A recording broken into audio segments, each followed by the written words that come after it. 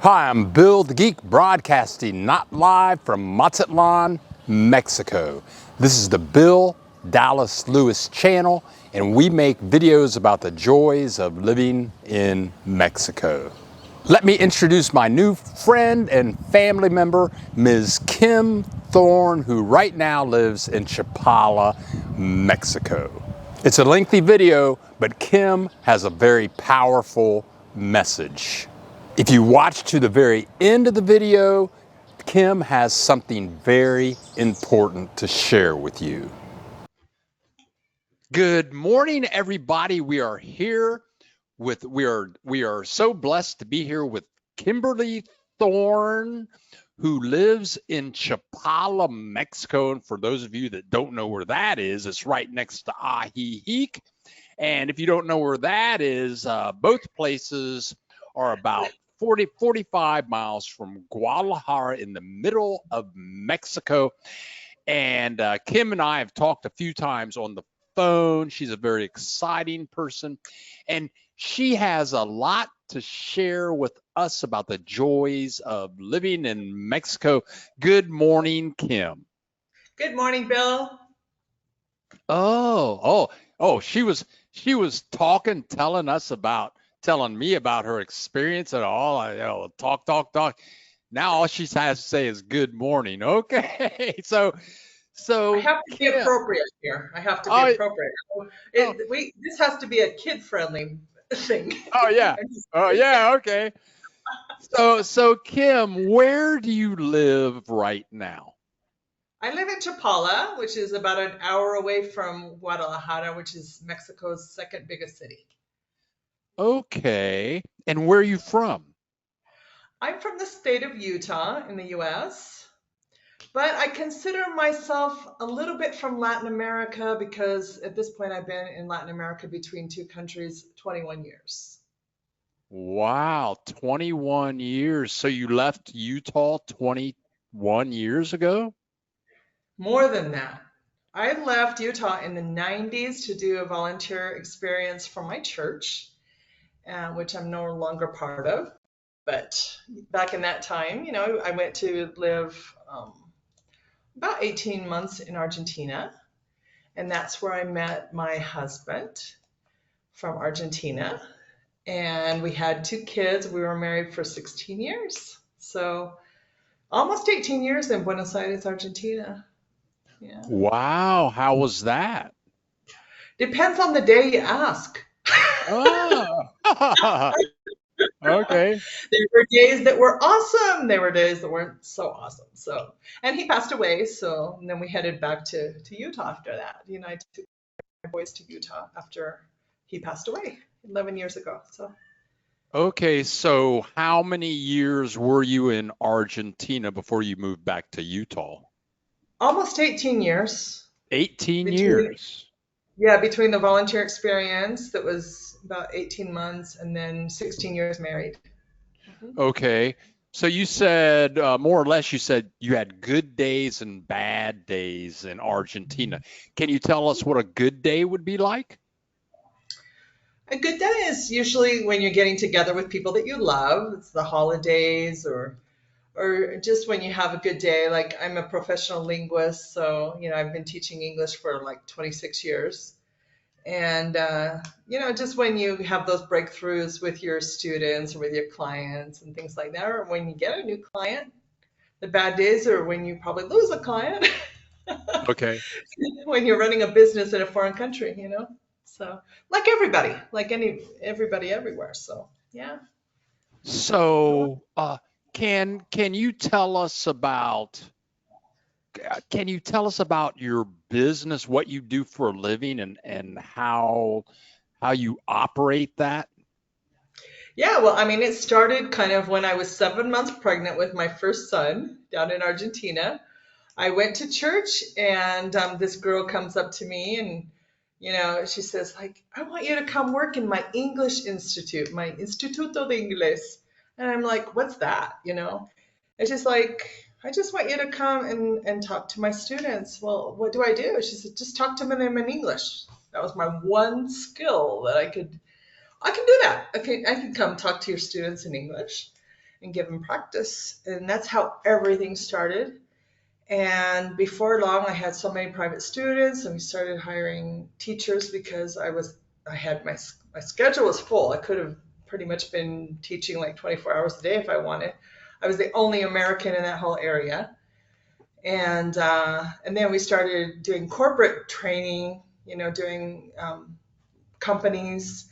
I had to keep hiring teachers from all over the world, from not just the US, Canada, South Africa, Scotland, England, gosh, anybody that could speak native English. So that just took off. And then I started, I got hired as a translator once I knew Spanish a lot better, for a telecommunications company down in Argentina, just online for investors. And then I started doing editing and proofreading, just linguistic activities. I was in a movie once. I mean, there were all kinds of things that happened to us down there, and lots of opportunities. I mean, Buenos Aires has a really strong culture of private education, especially languages. And so it's very different from Mexico, a completely different scenario altogether. So I credit Argentina for my professional development and kind of my personality in Spanish, because you have a different personality from one language to the next. Do you ever Yeah, notice that? yeah. I Mm-hmm. remember when I was in college and I spent 9 weeks in San Luis Potosi living with a family. Mm-hmm. And I lived with two college students, two Mexican National College students, and their grandmother and their great grandmother, who was 93, and she would drink a pint of tequila every night before she went to bed. Oh But my. but when I would go out drinking beers with my Mexican cousins, uh, Good cousins. I love yeah, it. and after a couple of beers, and I would be speaking totally Spanish, my whole personality would change, and I felt like I was Ricardo Montalban. You Who's know? that? Oh, never mind, forget it. You're in a Anyway. younger generation, so okay. Okay. So when you were in Argentina, was some of this business online? Oh yeah. Yeah, well, once the internet got invented, yeah, I mean, it started everything in the 90s, and the internet what came about. It really took hold in the 2000s, early 2000s, I think. And it was amazing that we were able to accelerate a lot of communication. Then once I started getting, clients from the US, Europe, all over the world, Hong Kong, wherever I was getting, Israel, I needed internet. I needed email to communicate with them and send them the documents that we were translating. And then I had my team fully in place. And that really changed our lives, because then, I went from Argentine pesos to dollars, euros, pounds. We were able to buy a house. Before I knew it, I had like $15,000 in the bank within a year. And I was like, oh my gosh, our life is about to change. And it's really hard to buy a house down there.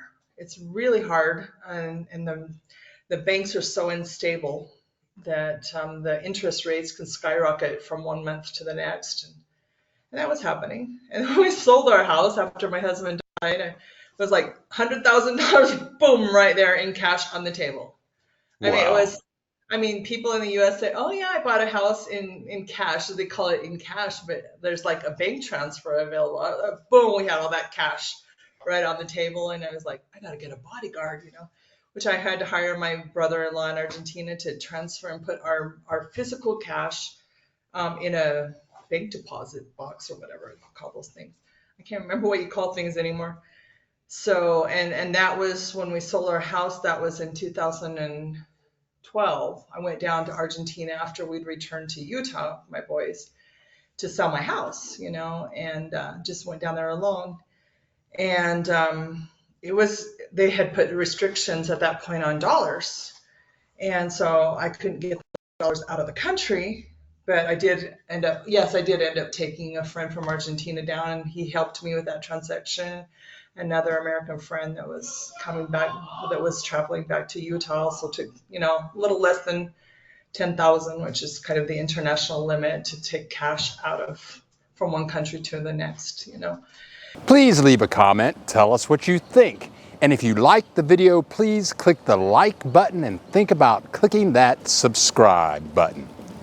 So that was a really risky operation, and I lost a lot of money, of course, you know. So, but those were the conditions at that time that Argentina had put on. You couldn't take anything out of the country as far as like foreign funds.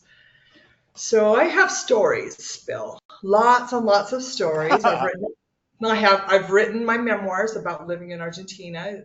I've That book is on Kindle, and so you know that story needed to be told.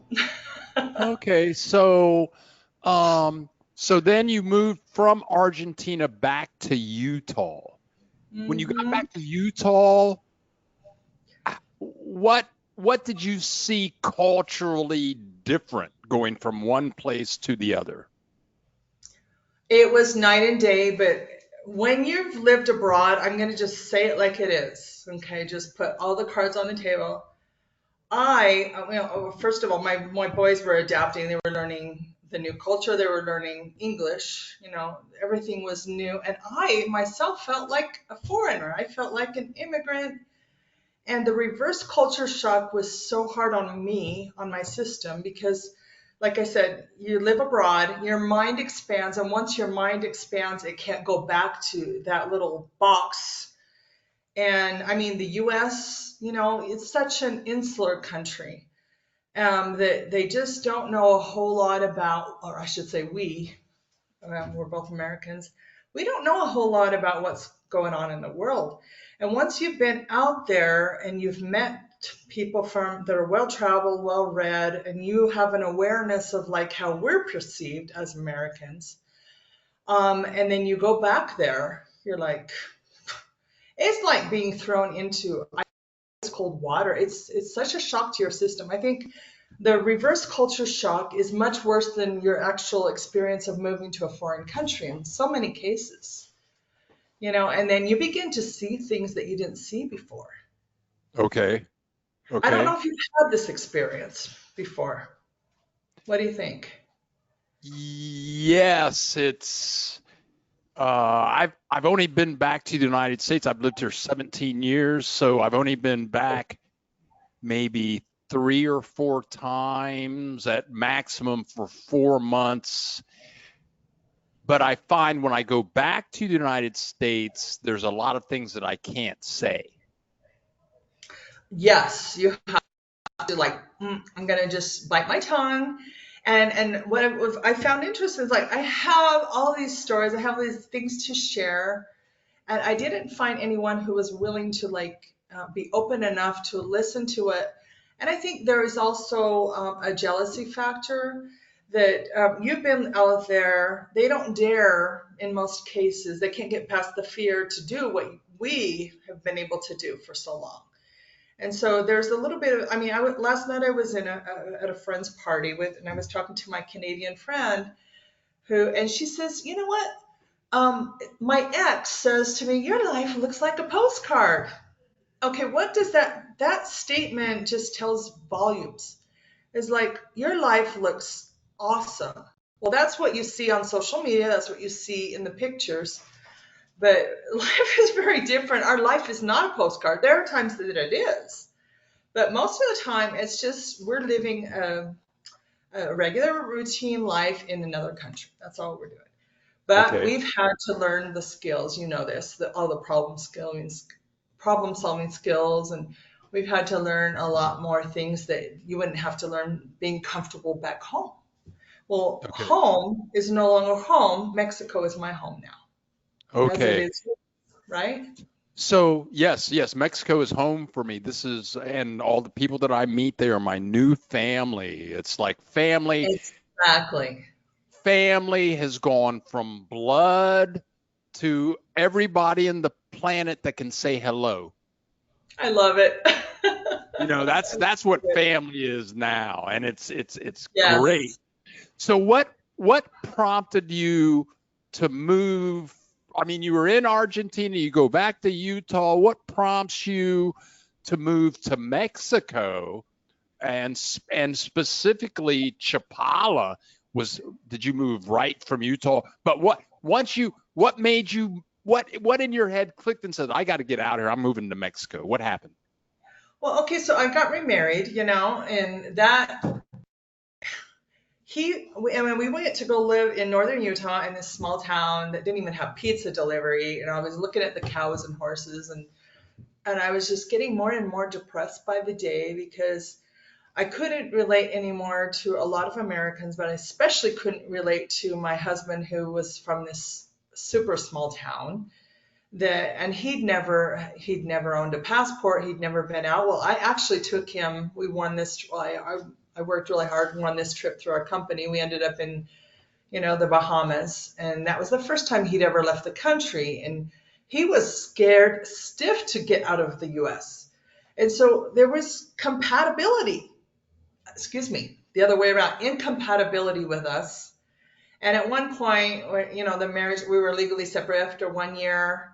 He wouldn't accept my son, and his son didn't like my sons. And so there was so much, tension in the house that we're just like, we both sat down and said, we made a mature decision. We're still friends. Okay. Look, you focus on your kids, I'll focus on mine. But this whole unit is just not harmonious anymore. So we need to go our separate ways. And I had proposed to him at some point in our marriage, look, we're international people. I want to take my boys back when they're not in school, either to Argentina. I want to travel around with them during the summers. And he's like, I'm not willing to do that with you. So, the international mentality versus small town mentality was just too much to deal with. So we got a divorce, and I just said, we're heading to Mexico to travel full time. So we did that. And I didn't know what was going to happen. All I knew is I'm just putting the house on sale, and we're headed out. And we traveled. We landed in Quintana Roo, which is on the border of Belize and Mexico. We ended up in this place called Bacalao. That's just like the Maldives of Mexico. Maldives, how do you pronounce that? It's this freshwater lake that has 7 colors. It's absolutely gorgeous. I highly recommend that anyone go there. So we did this pet sit. We started doing house sitting and pet sitting just to have a place to land. And then we started moving up the coast. We went to Playa del Carmen. I made a friend online at that point. She's like, come up for Dia de Muertos, Day of the Dead up in Mérida, which is, at the top of the Yucatan Peninsula. So we ended up there for Day of the Dead. It was awesome. And I started making some friends over there in Mérida until we had a fallout. Okay, again, incompatibility. Maybe the problem's me, who knows.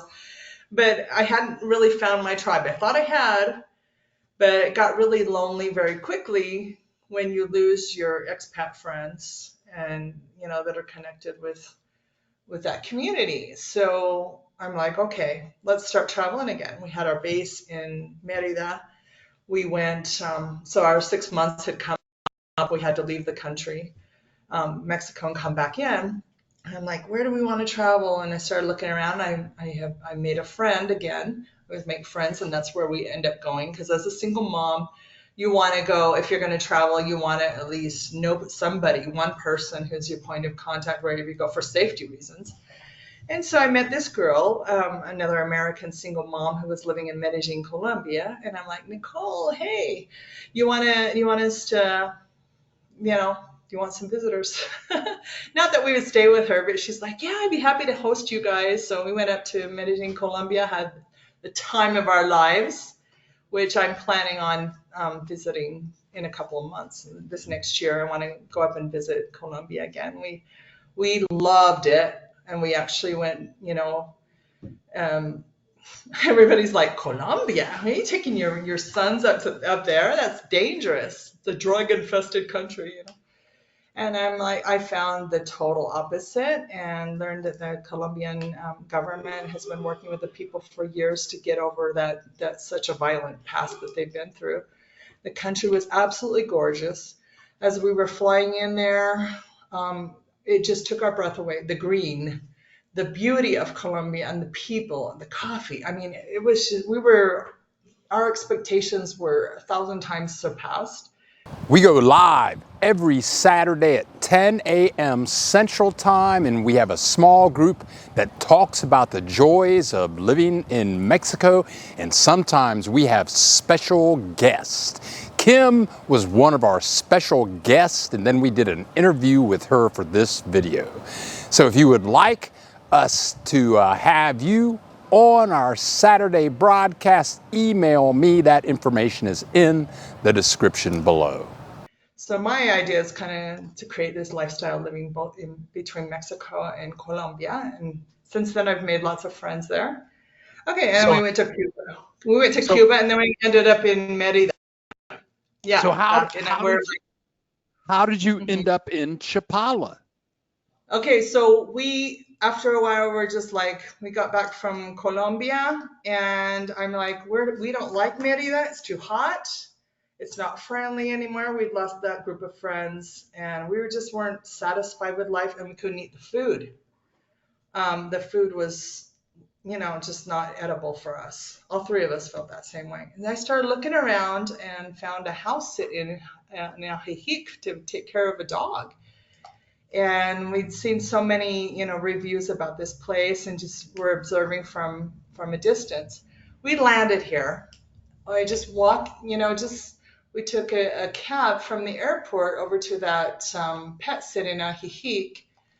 And within 2 days, we're like, it just felt, you come over the crest of that mountain, you see Lake Chapala on the bottom. It is just so beautiful, and it felt immediately like home. And my boys were like, Mom, we don't want to travel anymore. We're so tired. We want to stay here. And I'm like, I love it here. Within 2 days, we knew this was going to be our next home.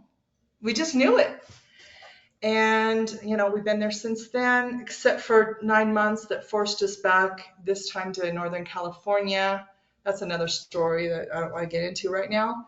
When my industry shut down in 2020, I specialized at that time in legal translation. When the U.S. courthouses started to close, all my income dried up. Okay. And so I went back to the States to work in whatever, couldn't find a job. And when I finally got a job, it was for the California Department of Unemployment. Ironically.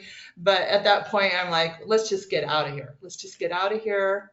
And one day, after 9 months being stuck in pure lockdown during the pandemic, I just said, our mental health is taking a serious hit. We got to get out of here. That same day, I made the decision, I'm not going to stay one more day. I bought a one-way ticket back from the airport back to Guadalajara. And it's been the best decision ever to come back. Okay. And we love our life, and I have to pinch myself and I go, is this our life? Is this our life? So I can just say, honestly, why we ended up in Mexico. Mexico caught us by surprise, and we are in love with this country now. Oh, that's great. Now, one of your sons right now is 16, if I'm not mistaken, and the other one is 27. Right. 26. Okay. Yeah. 26. Mm-hmm. Okay. So, now, when I make videos, I don't say this in every video, but most videos, every Saturday, I go live at 10 a.m. And I tell people, don't come down here when you're 65. Come down here when you're 30. If you can work online, you can make a lot of money, and your money really goes a far way. And in one of our conversations, you shared with me how you're doing financially, and it is from a Mexico person perspective, the money you make online is unbelievable. You can't. Okay.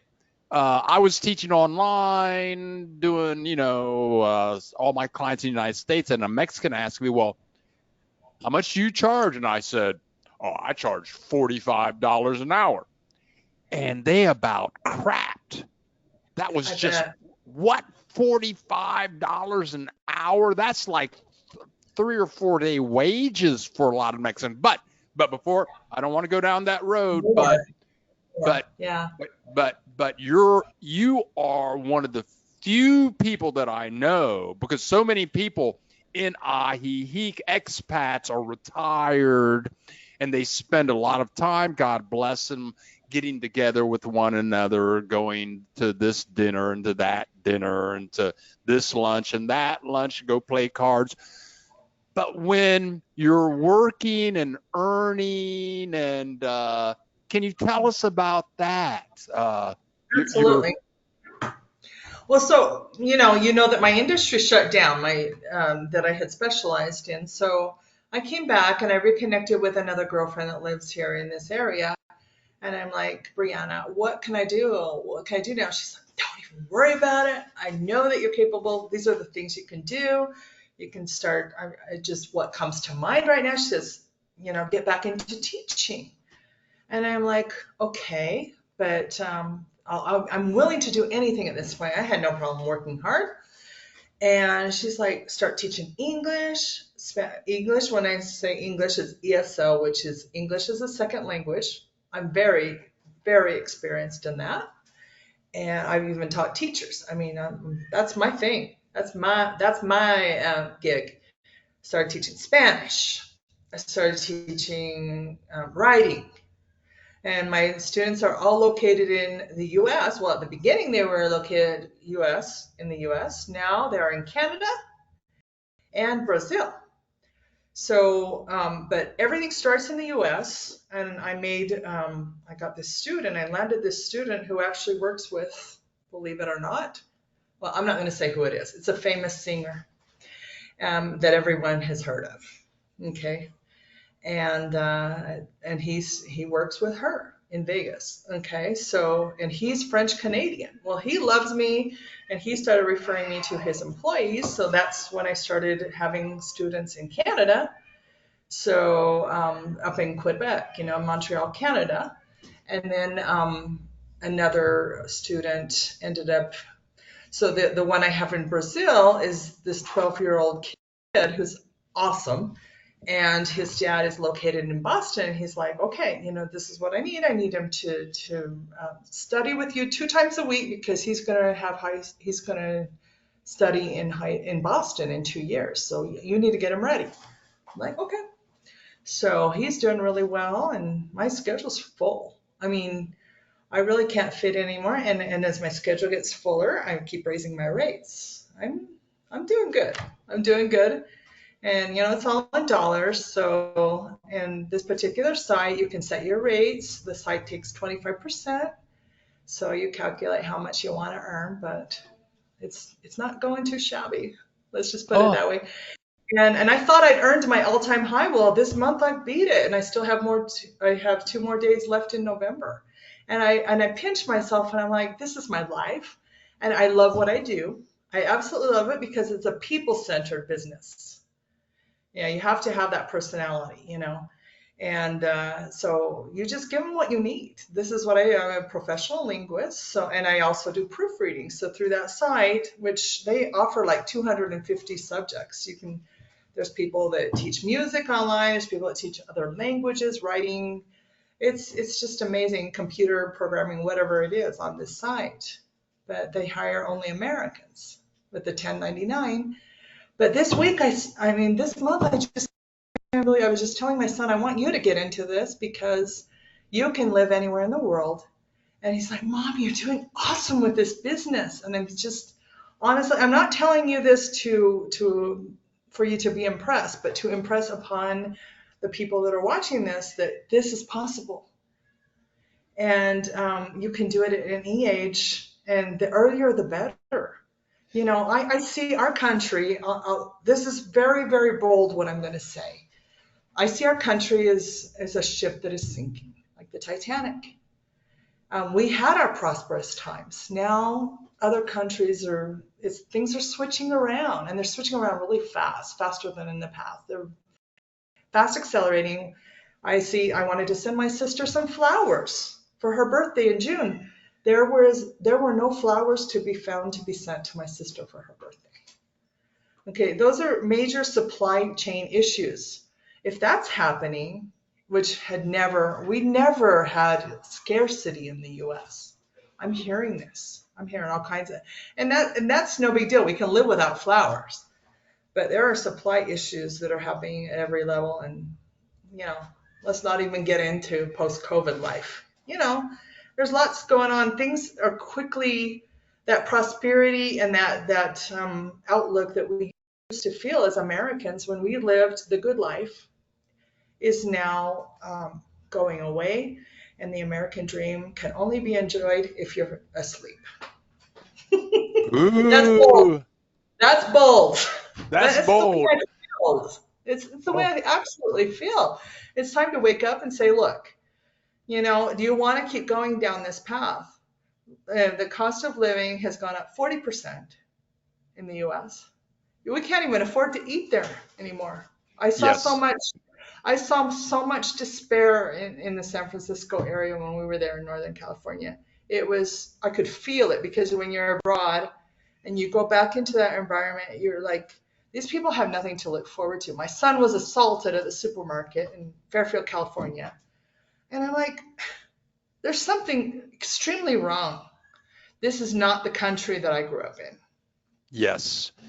Now, Kim, I hate to interrupt, but we've been at it for about 40 minutes now. Mm-hmm. Uh, I do want to inject something briefly. Then I have another major question for you. But I remember when I first moved to Puerto Vallarta, I was working online, I was teaching online, I was making good money online, and between marketing and teaching, I spent a lot of time working.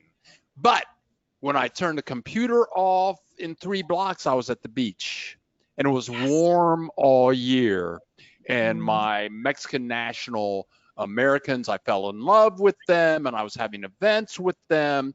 So yes, I worked, but I was earning excellent money, and I was around excellent people near the Yeah. beach in looking at mountains, and it was wonderful. So I'm wondering, when we were talking on the phone, you mentioned that you were developing groups in Chapala Ajijic area and attracting to you people in their 30s, in their 40s, in their 50s.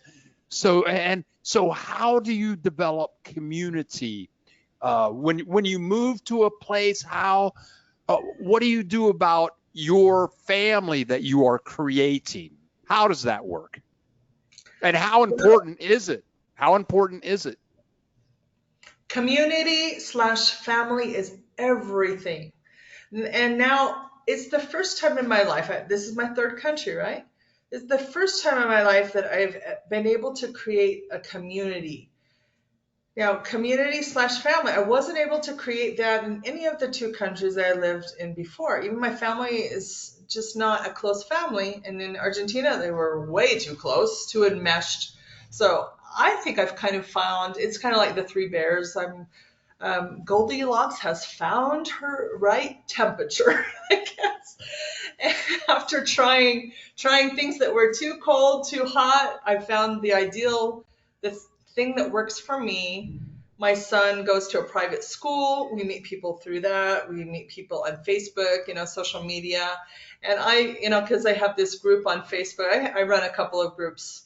And people are like, I know you. I'm your Facebook friend. And I'm like, you do? This happens to me everywhere.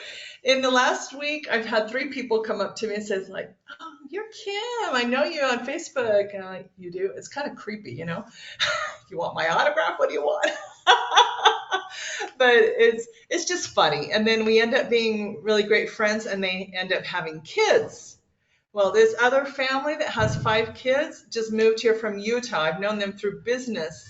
Now we're becoming great friends. Last night, our kids were playing hide and seek in this housewarming party, because my friend bought this awesome house and she hired a live band. Food was awesome. The company was awesome. And the kids, this is the most important thing. The kids running around and bonding with each other. Okay, I'm going to give you another little example, and I won't go too long because I'm a storyteller. I can go on for hours and days on end. But so there's this teenager, and she's 12 years old, that just moved here from Utah a month ago. So she's just standing there by the pool, And four girls around her age just come up to her and say, hey, what grade are you in? How old are you? What do you like to do? Where are you from? I had my whole living life have never seen anything like that happen.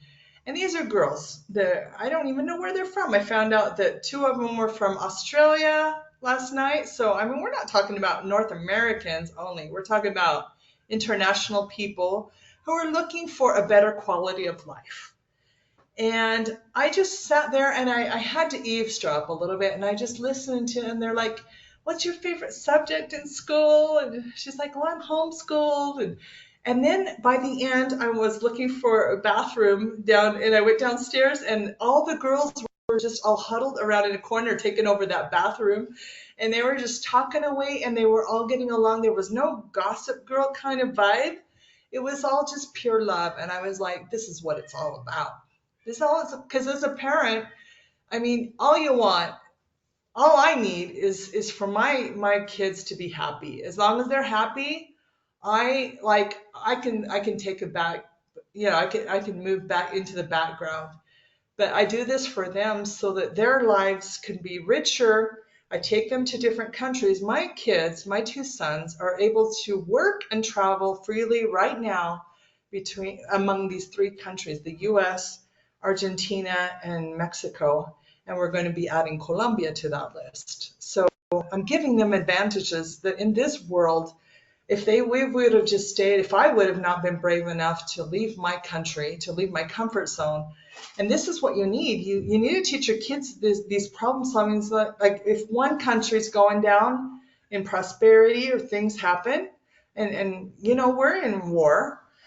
If something happens, you need to prepare your kids to be ready to like take off. Give them that advantage of learning the language. Give them other passports. Give them opportunities. That's what it's all. Those are the kinds of skills and the mindset that this future generation needs, in my opinion. And it's not a very humble opinion, but it's the way I feel. Well, Kim, we're gonna have to And we're gonna have to shut her down. You and I are gonna have to have another phone conversation on what our next interview will be about. yay, yay. Yay! Because yeah, I bet you have so many things to share with people thinking about or actually living somewhere. But that's we're gonna wind it down. And folks, Kim has numerous Facebook groups. She has a YouTube channel, if I'm not mistaken. I'm not as cool as you, Bill, but it's newer, and I'm working on it. Started it last year, and I interview people just like you do. But I'm just like I said, you're cooler, Bill. Okay, well, I'm looking for that email, that WhatsApp call for the invite for the YouTube channel. But Yes. we're going to sign off now. Kim Thorne, thank you so much, and we'll see you, Kim, in the next video. Thank you so much. Namaste. Adios. Gracias. Bye.